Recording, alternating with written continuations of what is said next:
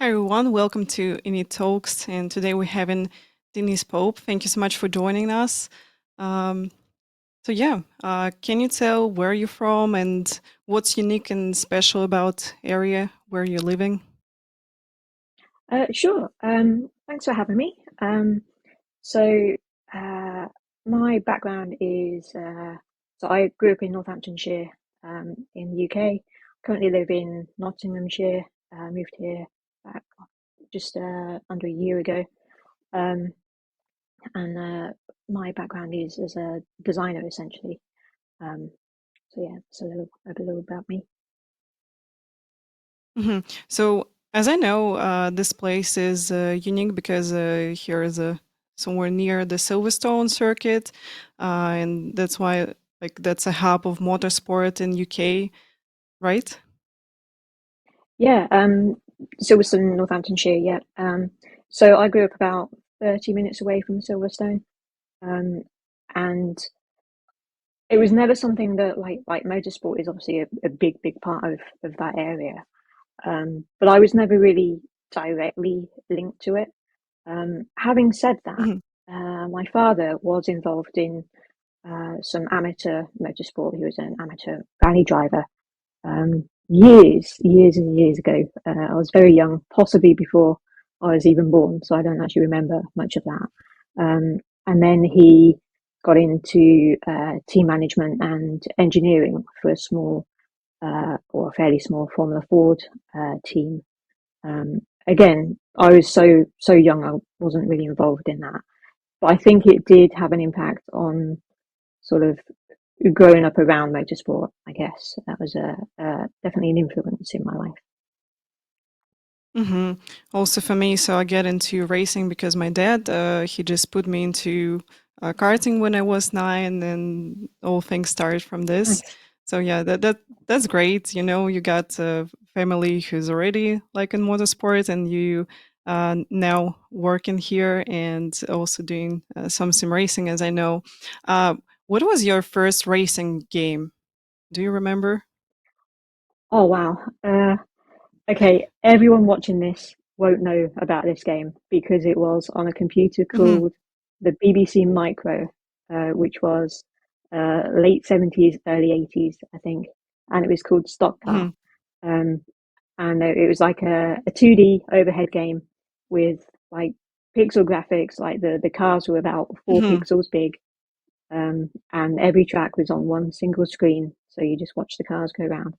Um, but that was I think the first racing game I probably played. hmm Um, and then moving on from that, there's a game called Revs, which some people might remember. Again, really old. I think probably the first sort of sim racing game in that it put you in the cockpit um, of the car, like a first person. Um, yeah, and then sort of moving on from there, I got properly into sim racing with games on the Xbox a few years ago. So that would have been Project Cars, I think, one of the Forza Motorsport games, and uh, the F1 games at the time. So, uh, and like at the time, I didn't appreciate like because it wasn't online racing at the time. It was just like hmm offline. It was just having a bit of fun. Um, and I never really sort of thought like I was a bit scared to go online and race other people. So I knew that was out there, but I didn't really pursue it at the time. hmm so as I remember my first game, it was MotoGP 2005. So yeah, much younger. I didn't catch this games unfortunately. So maybe I would love to start from Grand Prix Legends as a first game. But yeah, my first was MotoGP. I was really into it, more in like MotoGP racing than in Formula One or something. So I was watching a lot of Grand Prix back in the days.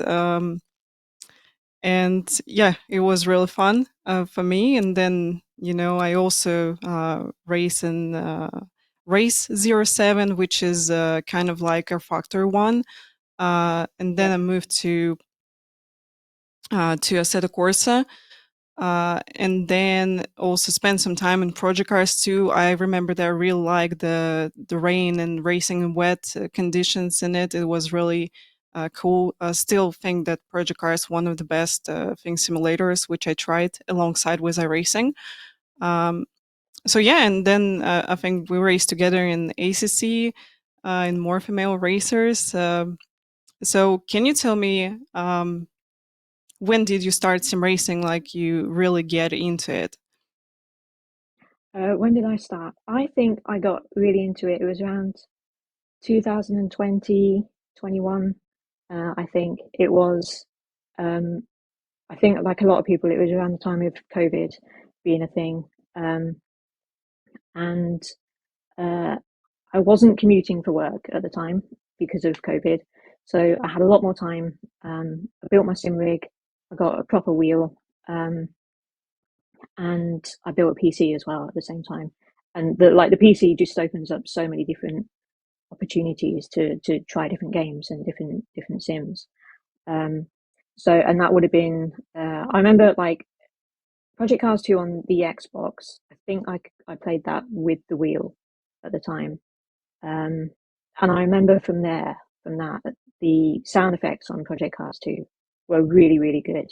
And that's what kind of drew me into it a bit more. Is like just the realism that you felt um, in that game, especially whether it was like a good representation or not. That's a different question, but it felt really good.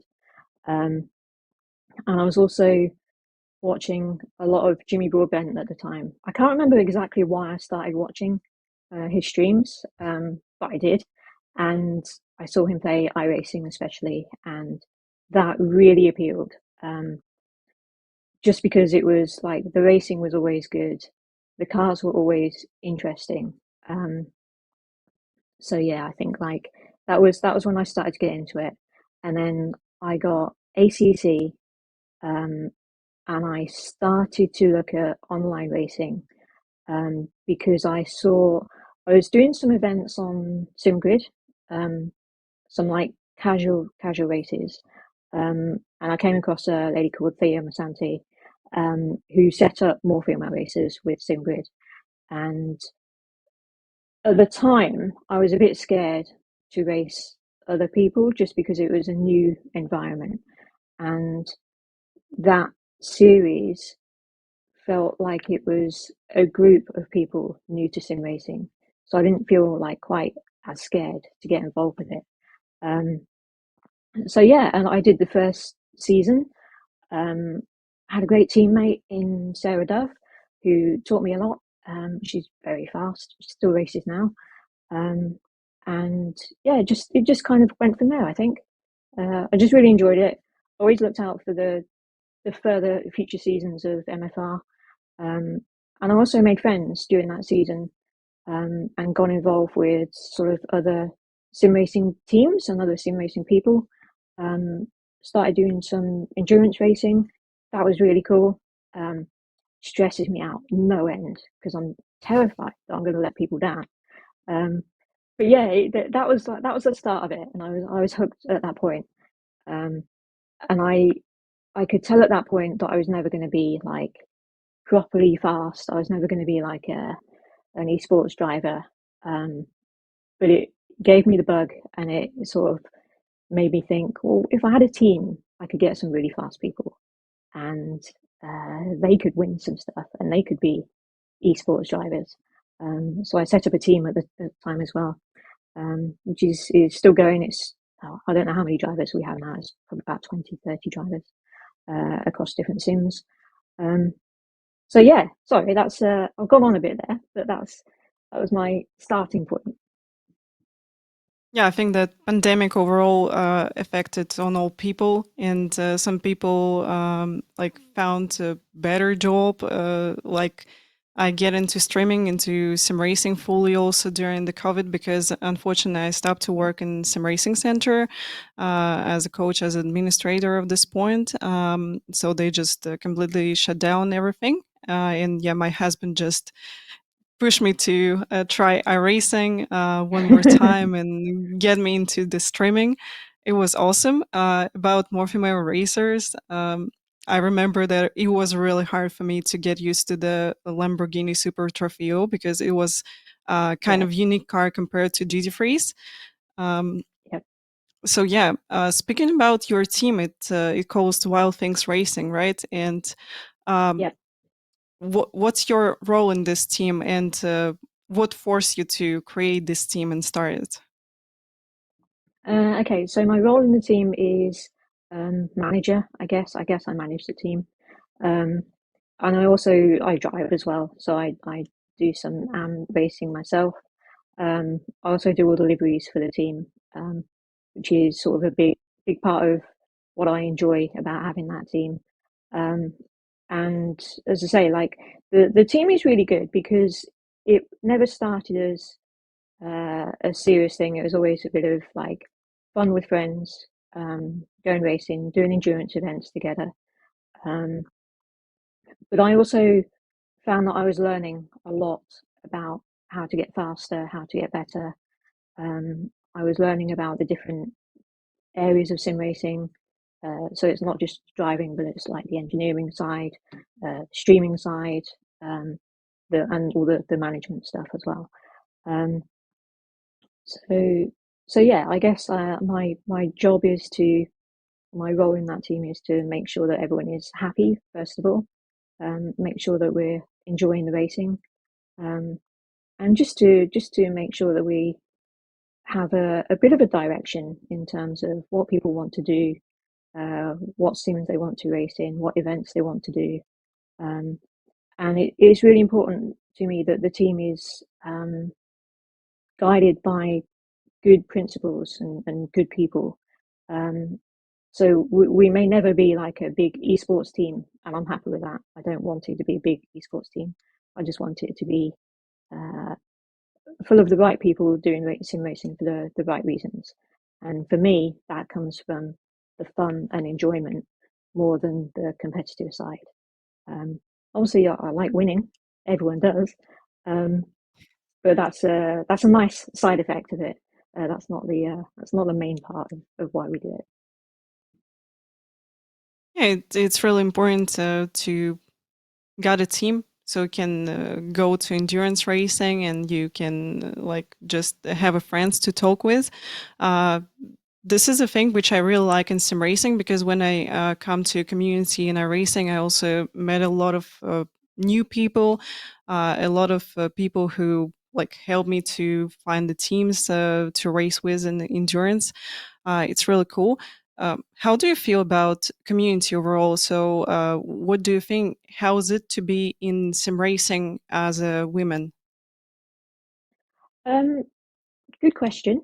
Uh, so this is maybe not the most widespread opinion, um, but I've never ever had an issue being a woman in sim racing or or anything to do with that. I've always found everyone involved, literally everyone, to be happy to have different types of people involved. Um, Always people that have been supportive of me and towards me. I think it's a great community. I really, really do. And that's the reason why I think once you get into it, you kind of you want to stay there and you want to see it grow, and you just want to enjoy the time that you spend with the people in the community. So I've always found it really, really positive, really helpful. Um, and I think the thing with more female racers that was it was a good thing because it showed people that were maybe new to sim racing or a little bit sort of afraid to get involved that it was a perfectly normal thing to do. Um, and they could see that people that they could relate to were getting involved and doing these events and having a good time and racing, and that was that was always still like a really nice part of MFR. It was a case of like you did feel like part of a community. Um, so yeah, I think the community's ace. I really do. And it's it has grown over the years, and there's so many different aspects and different parts of it now that you you never feel like out of place. You always feel like you're where you should be. You always feel comfortable in it. So yeah, I think the sim racing community in general is amazing. Always has been, and hopefully always will continue to be. Yeah, absolutely agree with this. So people trying to help you with advices, like they trying to share setups with you or something. Um, and also, I notice when I come to the Twitch with streaming, so the community which we got on Twitch for sim racing, it's also really friendly and not toxic at all. And that's a great thing, really. So, not sure about Sette Corsa Competizione because I'm more in iRacing and I'm aware of iRacing community. Um, Yeah, and speaking of racing overall, that's really cool that we got different leagues, different level of people who are racing in them. So you always kind of can find people around you to race with, and you always can grow as a sim racer, as a racing driver. Like going step by step, so you not really jumping into the top split and racing with really fast people. So you always got people around you who at the same level, and that's great. Yeah. yeah. Um, so what do you do for a living? Because I know that you're a graphic designer, but you can tell our audience a little bit more about this. How do you get? How you started? Okay, right. So at the moment, I work for a company called Studio 397, and we are the developers of the Le Mans Ultimate game, which is in early access at the moment. And we just dropped a big update on Tuesday. Um, so with that, I'm part of the design team, essentially the UX team. So we make sure that everything you see in the game and everything that you interact with, the menus, the buttons, and so on, that it's all really, it looks good, first of all, but also it works the way you'd expect it to work. It's fun to use. You can work out how to change settings. You can do all the different things that you need to do. And my job is to make sure that that is possible. Um, and also that it looks good. And hopefully people think that it does look good. Before that, um, I worked for SimGrid. So I started at SimGrid as a social media manager because I wanted to get into the sim racing industry, and that was a job that I thought I'm not a social media manager, but I thought I could do that job, and I'd enjoy it. So I applied for that job and didn't expect to get it. But I got that job. I spoke to David Perel and Josh Martin at the time about that role. They took me on. I think they took a chance on me. Um, I don't know why, but I think I said how enthusiastic I was about sim racing and to get involved on a more professional level. Um, and I think I did the social media stuff for about 3 to 6 months. And then I was asked if I was, or if I was a good designer, essentially.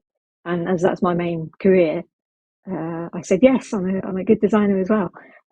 So I started taking over some of the SimGrid website design. I did a load of marketing stuff that they produce. Um, in that time, they were doing a lot of events. So they were running more female races. They were running the Sprint Cup, the Endurance Cup, um, and they were doing the World Cup with VCO as well. Um, so I was really happy to be involved with that because I always looked up to SimGrid. I thought they ran the best events, and I thought they had the best technology. And to be part of that was really cool. I really enjoyed it, and it gave me a door into working in sim racing in this environment on a long term professional basis. So that was really cool. And then before that, I was just your average graphic designer, working on websites and branding and logos and advertising. And I loved it. I've always loved my work. but it felt like work, if that makes sense. Whereas the sim racing stuff, it doesn't feel like work. It feels like just doing what you enjoy doing and getting paid for it and seeing people happy with what you produce. That's always been like the one thing I really really love about all of the jobs I've had is like seeing people enjoy the results of what I do. And now working on the Mon Ultimate, seeing players, drive in the game, interact with the game, enjoy the game. It's fantastic. It's literally one of the best feelings in the world. So that's my professional history, I guess. So I think that was like your dream to come to sim racing as a designer, right? Mm. Yeah, I mean, to be honest with you, I never I never had it as a dream. Like if I did have a dream as a younger person, it was maybe to get involved in motorsport. Um, but there was never any sort of I never pursued it because it seemed like a world that was quite difficult to get into, um, especially from my background as just being like I worked for small engineering companies and small consultancies, um, and there was never any link to motorsport that I could take advantage of to get into the motorsport industry. And I guess when sim racing came around, there was a little door, um, and what kind of convinced me that it was possible was the fact that my boss at the time at SimGrid was a racing driver. David Perel is a GT3 driver for Ferrari. Um, and there was that link there that really appealed to me. And I still, to this day, think it would be cool to work in motorsports itself as that kind of real world area. But I like sim racing. And also, I can do sim racing at the same time. So having that sort of being able to do something and then being able to work in the same industry and feel the benefits of what you do on a daily level is really cool. Um, so yeah, that's how I got into it, and it was just a series of very fortunate circumstances, um, Mhm. and having the confidence at the time, I guess, to say, "Hey, I could do this, and I could get into this industry. Just need someone to take a chance on me," and they did. So Yeah, that's really great that you get into sim racing and you closer to motorsport now. It's awesome because we also got a lot of racing drivers who race in our racing instead of course competizione. That's always a pretty cool thing when you get into lobby with like Tony Cannon or someone like this. So yeah, it's really cool. Um, I'm aware that you doing some liveries for ACC, like official liveries. So can you tell me how did you get into making liveries and what's different compared to your casual job, which you're doing like UI and websites, which you did before? sure. So I got into liveries because ACC made it really easy to make liveries, and like even as a kid, I would draw racing cars and I would design liveries and I would copy the Formula One cars that I saw at the time, and I would try and imagine how they would look if that livery was on a different type of car. So for some reason, I've always enjoyed that. It's always been a part of my mentality, I guess, to see things that way. And when ACC came along, it just made it really easy to make something and then see it on the car, and then you see it on track, and it becomes a real thing. And that was magical to me. You didn't have to worry about like with some aspects of design, you have to use special software, you have to have access to the 3D models and all of this stuff. With ACC, you just do delivery, put it on the car, and you see it. And it's fantastic for that. And same with iRacing as well, trading paints. That was the same thing. Um, so I've always enjoyed that part of it. When I started my team, um, it was sort of a given that I would end up, or I would make sure that the team looked good and deliveries were good. Um, so I have just done all the cars, all the liveries for the cars.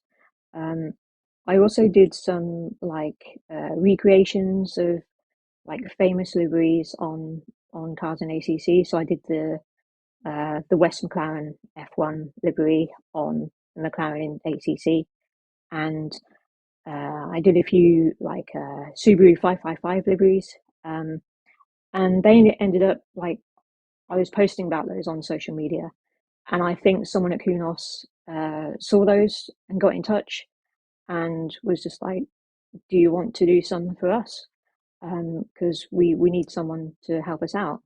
Um, Kunos is quite a small team, and they go through, or they went through periods where they would need to do a whole batch of liveries, say 100 liveries, in 2 months. Um, and it's quite a time-consuming job sometimes.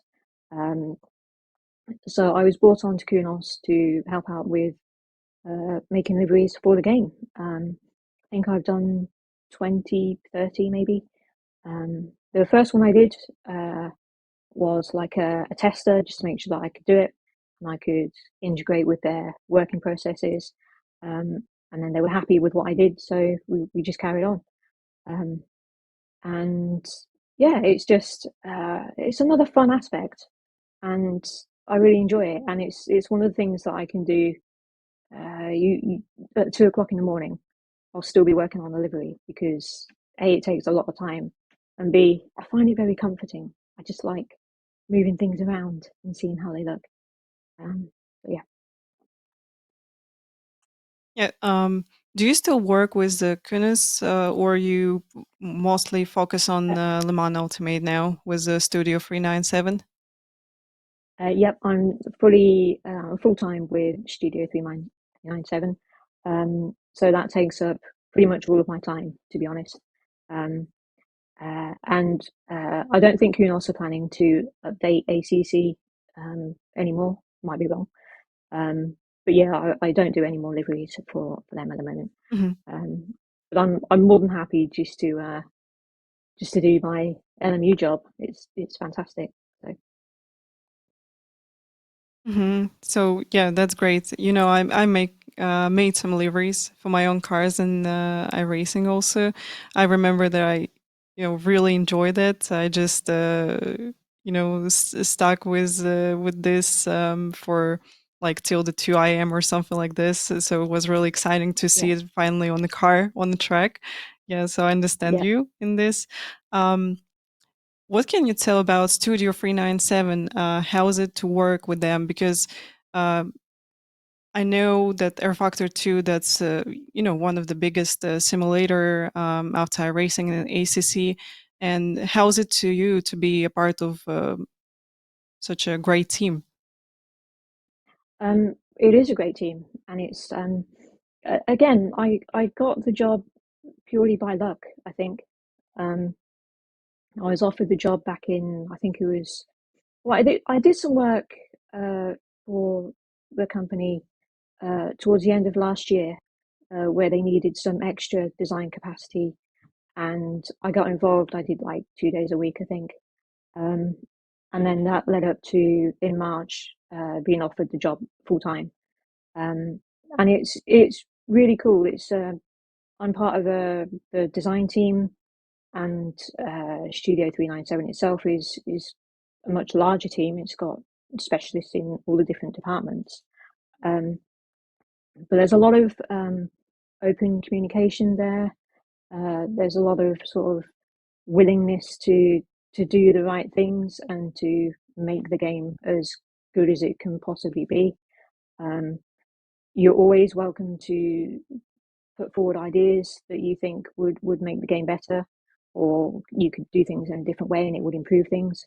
Um, so as much as MSG Motorsport Games and Studio 397 have had a bit of recent history, the CEO now, Stephen Hood, is doing all the right things. He came back and he's slowly but surely fixing all of the things that went wrong. And it is, I don't know what the environment was like before, but now it's fantastic. I love it. Um, and yeah, it's just great to see this thing develop and get better and be shaped into something that people really enjoy racing with. So um, yeah, it's great. I really hope that in the future Le Mans Ultimate will get better and better because when I tried it on when it came out, it was not a really good experience for me. But yeah, I think that if I will have some kind of special events or something, so I'll be ready to jump in because I did virtual Le Mans and I really like our Factor 2 after racing. It was quite easy to get used to it compared to Yeah. ACC. I'm not really professional here, unfortunately. Um, yeah, I mean, so I've played. I kind of play all the games, and I still play all the games. And it's funny that RF2 was always like the standard when it came to the physics and the feel that you got, and enemy who's taken that and just ran with it. So it's the other parts of the game that have needed to be improved on. Um, so that's sort of what we're doing. We're trying to make sure that that core experience of racing, driving, the feedback that you get, the physics of the cars, that is all sort of fundamentally in a good place. Everything around that, the interface, the features, we can build on, and we are continuing to build on those. Um, that said, I still enjoy iRacing. I still enjoy ACC. I enjoy IF2 whenever I play it, which is not that often, to be honest. Um, but I think it's, again, I think what is good about the sim racing community and having all these games available is that the competition is good, and it's okay to like one, it's okay to like two, it's okay to like all of them, and it's okay to spend time playing all of them, um, because that can only sort of make your uh, experience better.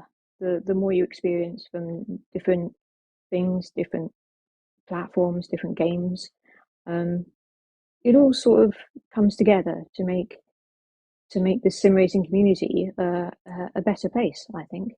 Um, yeah. yeah, definitely. So anyone with a like PlayStation, Xbox can try different games, different simulators, then maybe decide and get PC and get into maybe a Factor 2 or iRacing, something like this. So it's awesome that we got different options and people got opportunity to try new things for them. Um, so speaking about equipment, what do you have now? Because for some people in internet, they thinking that equipment is so important. So I would like to know what you got now, and if you had different equipment before. So what was your first racing wheel?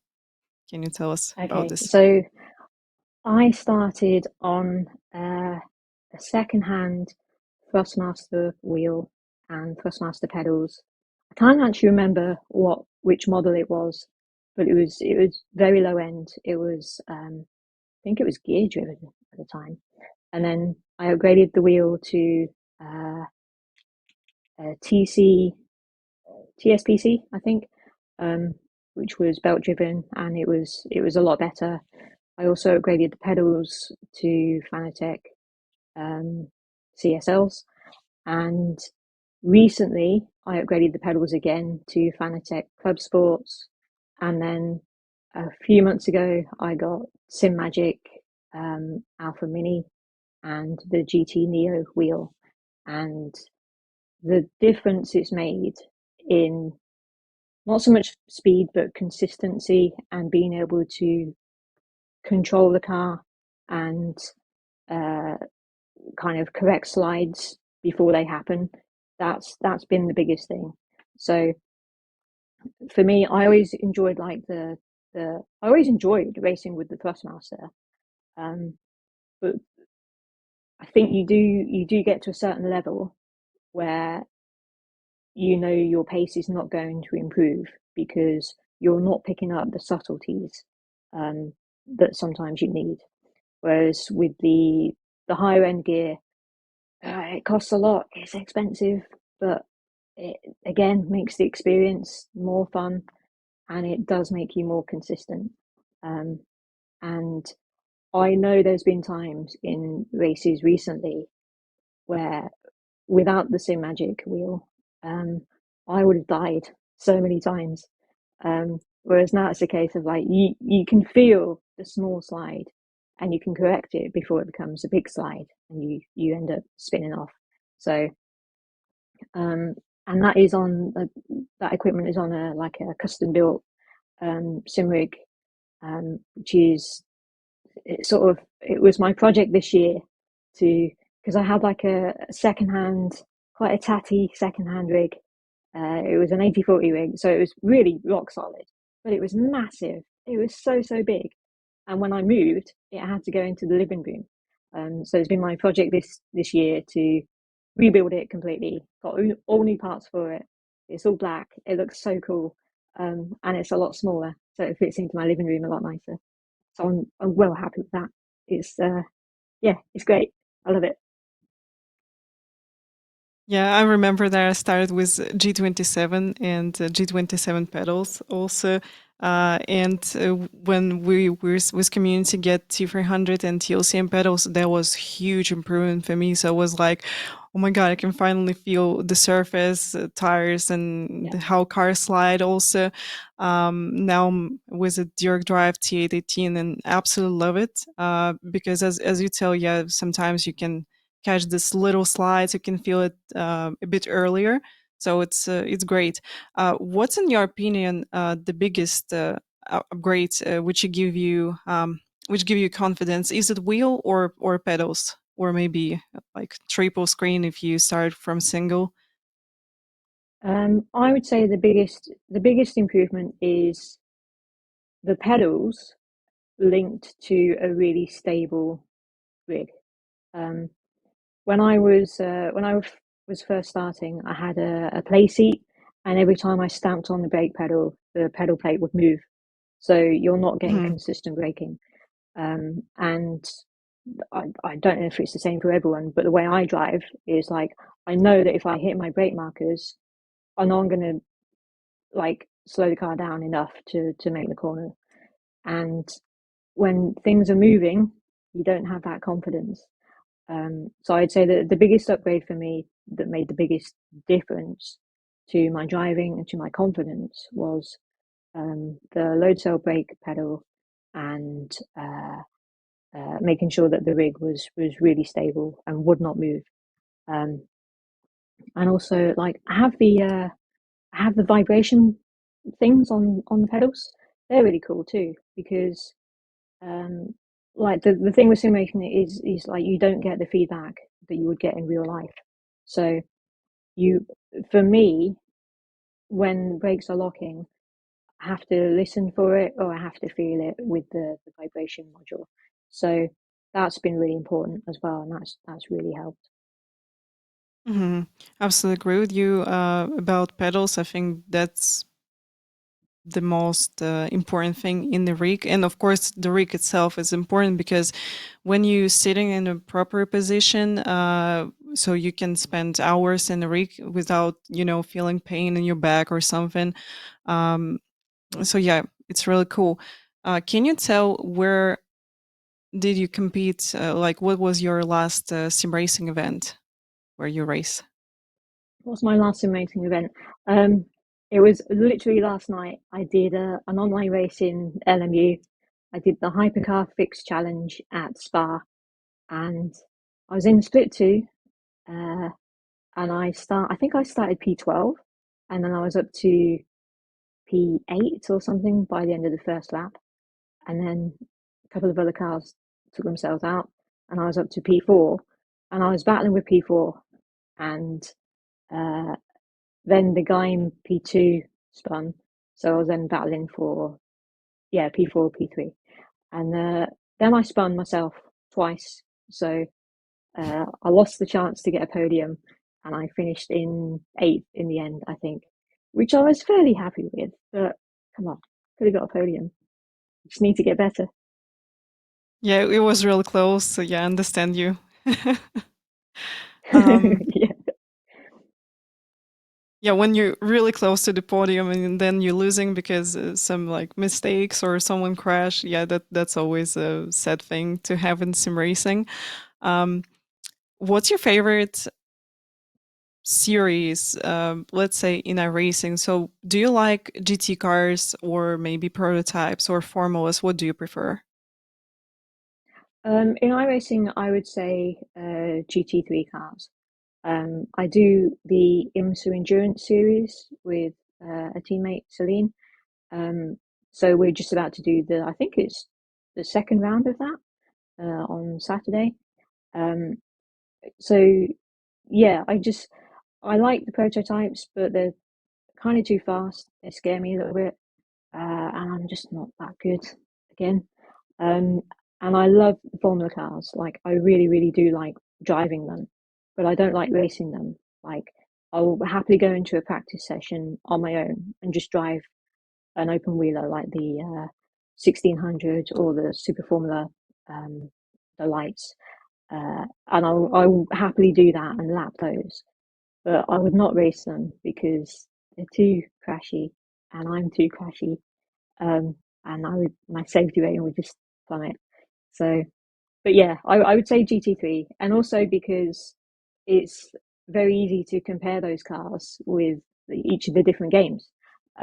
So it means that you've got an understanding from one game to another of how it should feel and where you should be braking and where you should be turning and so on. So you can apply that to it just helps with muscle memory to try and stay in the same class of car, I think. Yeah, that's always a good thing. So when people come to my stream, also ask me, like, where should I start? I just tell them, so whatever car, but you have to, for at least one season, stick with the one car because it's going to give you Mm. consistency. You'll be aware of what to do with this car.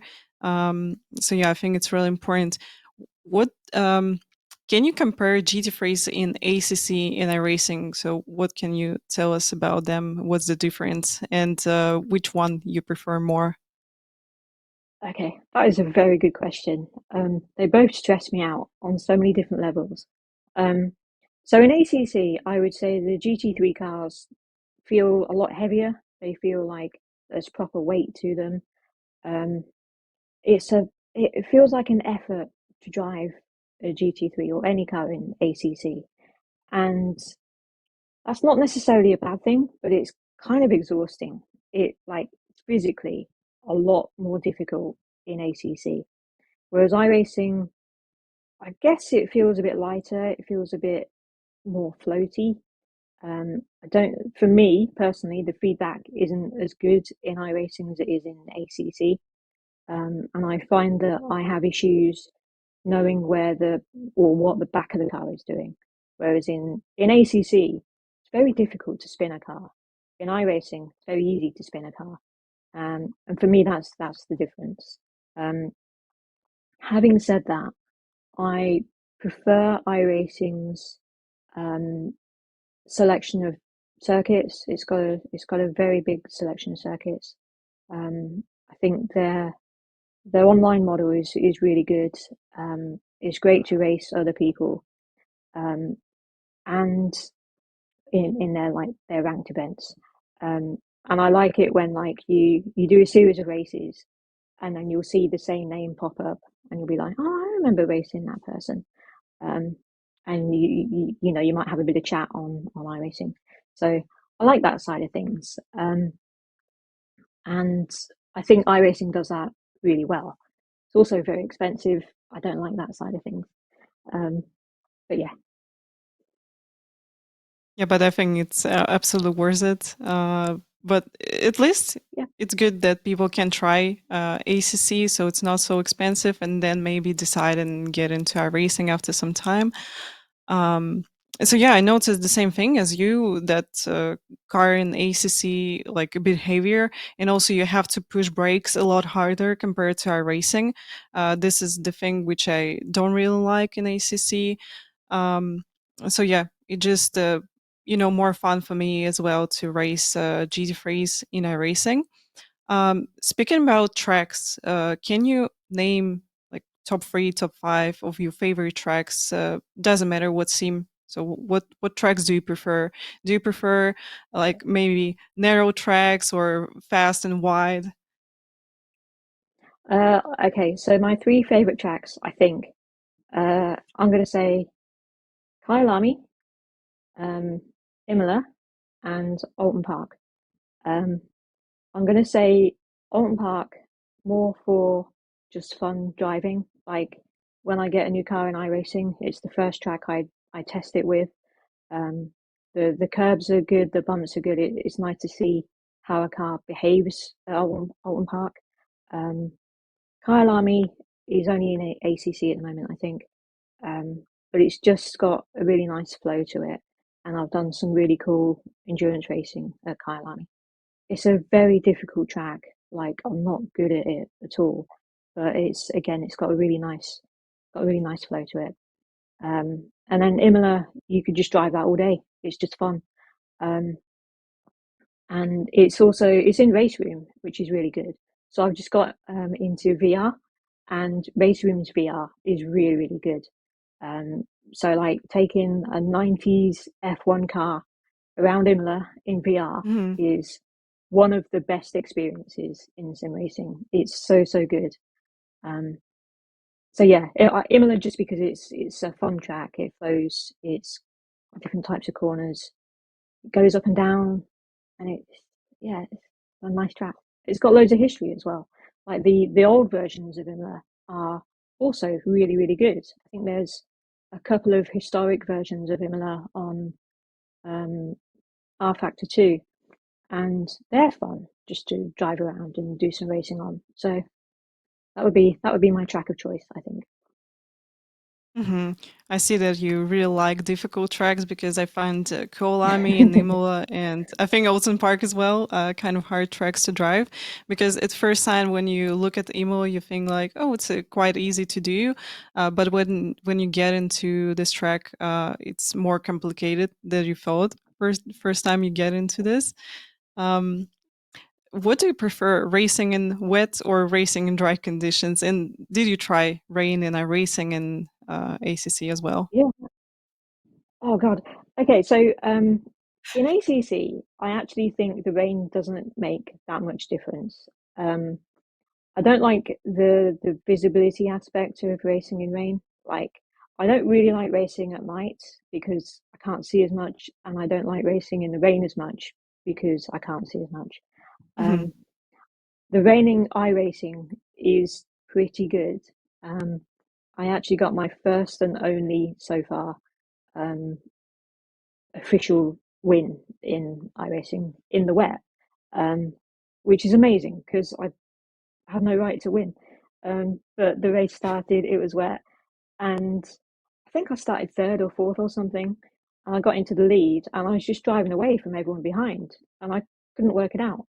Um, but that was a wet race. It was really early in iRacing's wet race feature, so I think I just maybe got used to it a bit quicker than the other people in that race. Um, but no, I honestly I don't like it. I don't like racing in the wet. I like it to be dry, sunny. Um, you can see everything, and it's all pretty. That's what I like. Okay. Yeah, congrats with your win in the wet condition because Thank you. it's I think it's great achievement to be honest because it's really hard. You can see things sometimes. So yeah, it can be really hard to race in wet condition. But honestly, I really like it. So recently, I raced Red Bull Ring with Porsche Cup. It was really fun because when people starting to rush in wet conditions, they making mistakes, and then you got opportunity. So if you just cold blooded, here you can gain a lot of positions just being on track actually. Yeah, So yeah. yeah. this is what I like about wet Yeah. racing. Yeah. So you're like a You've machine. You been? just follow people until they make a mistake. Yeah, that's true. Yeah. It's This is what I'm a doing. good Actually, strategy. yeah, sometimes you just can't let go of people because you see they rushing, they nervous, and then Yeah. in like 2 or 3 corners they're getting into crash. You're like, yes, I predict that. Yeah, completely.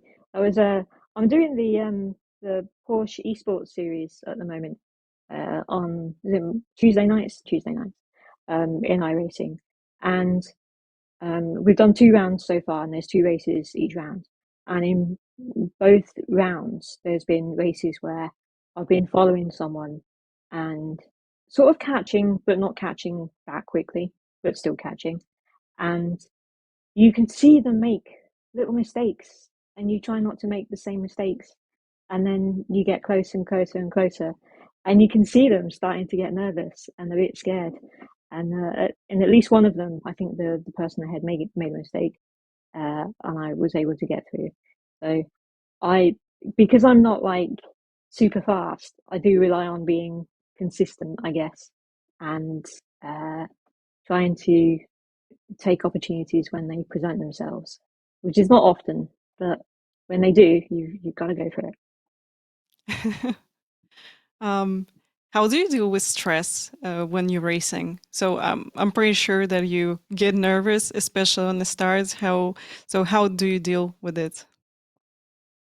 Not well is the answer. Like, I'm not someone that like I don't have issues with stress. Like, it doesn't affect me physically. I don't worry about stuff. I just I get the shakes. I get the sort of, I do get the nerves. And but they don't go away. Like, they stay with me for the entire race. Um, and I find racing, especially online with other people, really stressful. Like, really, really stressful. Um, but the good thing is, like, it's only stressful during the race. It's only stressful when I'm driving. As soon as it's finished, I'm fine, and it doesn't seem to affect me at all. So uh, I get stressed racing in every game, every platform, every situation. I'm just a stress bunny. Um, but when it's done, it's done. So that's the main thing. And what I do is I look at the countdown timer for the race, like, all the time. And as soon as it gets to 15 minutes, I'm like, just 15 more minutes. And as soon as it gets to 10 minutes, this is like, right, only 10 minutes. That's like 5 laps. It'll be fine. And then 5 minutes. And then the last lap. And then it's not the last lap, but the next lap is the last lap. That's how I deal with it. So it's maybe not a particularly good way of dealing with it, but it's my way of dealing with it. So, and it seems to work for me. So. So you just getting nervous, but you just trying to stay with this stress, yeah, for the race. And um, how do you not make mistakes, like a lot of mistakes, compared to some people who you race with? Um, for me, it's always about it's making sure that I've done enough practice to know where my brake markers are. If I know where to brake, I'm okay. I don't I don't make that many huge mistakes. I make like little micro mistakes a lot, but if I know where to brake, I will always brake at that point. And if I'm trying to overtake someone, I know that I have to brake earlier. And then if I need to, I can roll off the brake a little bit to get slightly ahead at the corner and then do the overtake. So as long as I've done enough practice that I know where my braking points are, I'm kind of okay. And I try and make myself like go a little bit robotic and just try and drive like it's a routine that you have to do. And if you do that every single lap, you're going to be okay. And I think that's why I don't like wet racing, because all of that goes out the window, and you don't know where to brake anymore. It's kind of you're guessing every single corner. That's what I don't like, and I'll do my best to avoid those situations. So if I know something's going to be like a wet race, I'll be like, I'm not going to do it. Just get someone else to do it, please. Yeah, I think that it's really important to hit your reference points, like your breaking point, your enter point, and it give you confidence 100% in the race when you're doing it. And as you said, wet racing, yeah, it's more about improvisation. It's more about how you feel this breaking points, because lap by lap, track can get drier, and you just losing this orienteers of your breaking points which you hit Mm, before, like a few laps ago. yeah. So yeah, definitely that's really hard to do. um, what was your advice for people who first time get into sim racing? What can you suggest to them? Um, I think the most important thing is to treat it as a fun activity. You know, it's for me, it's never something to be taken seriously at all. Um, that might be because I'm not an esports driver, but it has to be fun. And if it's not fun, just don't worry about it. Just do something else. Um, on top of that, I think um,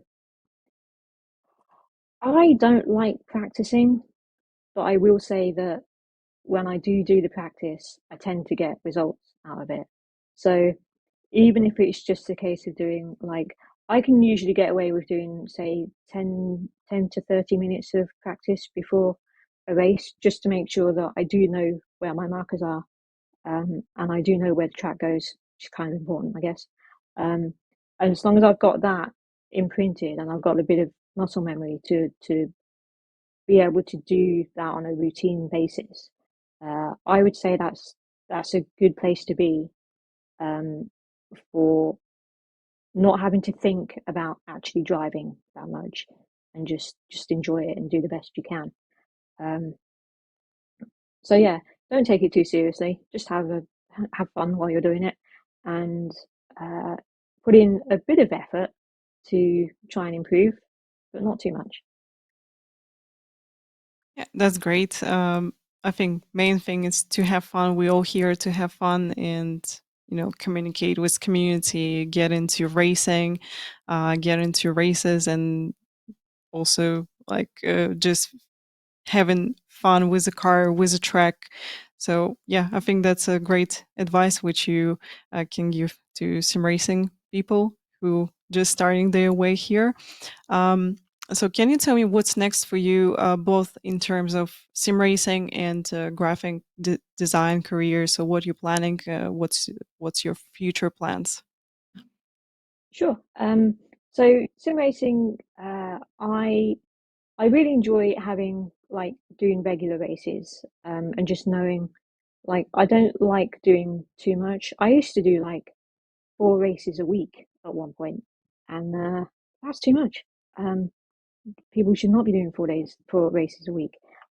So I try and just do sort of one or two series on an ongoing basis, whether that's in iRacing or LMU, doesn't really matter. Um, so that's for me personally, that's my approach to sim racing, and for the future, that's not going to change, I don't think. Um, I think for the team, we want to go on Le Mans Virtual when it comes back. Um, so I'm looking forward to that whenever it may be, and I definitely want the team to get involved in that because I think we could do really well. Um, and like the main thing with the team for now and in the future is just to continue to like have fun, be good to each other. That's my aim for the team, I think. And then on the professional side, just to continue working to develop new features in the game to make improvements where we can. Um, I feel like I'm in quite a good. I feel like I'm in a really good environment to be able to do that, and I feel like everyone in the team is supportive and wants to do the best they can for the game and for the bigger team as a whole. So um, yeah, just look out for LMU updates as they come. Then that's awesome. So thank you so much for taking time for speaking with us. I had a lot of fun. I think that I get a lot of new things about you. It was awesome. So hope you enjoy this time with us as well. Thank you so much. Thank you. Yeah, it's been a pleasure. Thank you. Yeah, and wish you good luck in your design career in sim racing as well. So just have fun, stay positive, and yeah, everything will be okay. Will do. Cheers. Yeah, thank you so much. Guys, thank you so much for watching. So we'll see you in the week. Thank you.